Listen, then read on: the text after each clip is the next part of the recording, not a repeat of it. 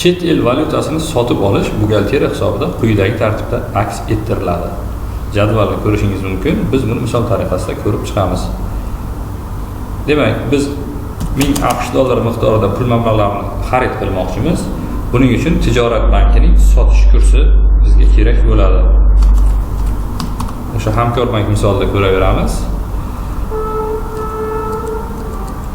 Hamkorbank sotish kursi 12470 so'm ekan.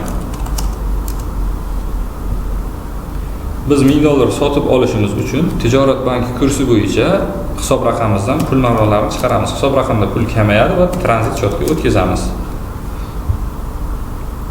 Hamkorbank esa bizning chet el valyutasidagi mablag'lar shotimizga 1000 AQSh dollari o'tkazib beradi. Biz 1000 AQSh dollarini Markaziy bank kursi bo'yicha so'mda ifodalab ko'rsatamiz. Markaziy bank kursi 12354 so'm 65 tiyin edi. 1000 ga ko'paytirsak 12.354.650 so'm ko'rsatamiz. Biz Markaziy bank kursidan qimmat sotib olganligimiz uchun yana zarar ko'ryapmiz. Tranzit xarajat debet tomonda ko'payadi va bu yerda tranzit счётni yozamiz 55.30.